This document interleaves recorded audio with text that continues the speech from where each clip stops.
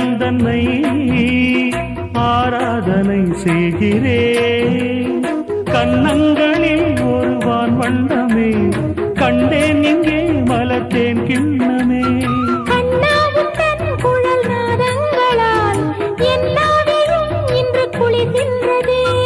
ஒன்றோடு ஒன்றாகி உண்மைகள் கண்டுவர சங்கீதவானில் சந்தோஷம் பாடும் சிங்காரத்தேன் குயிலே.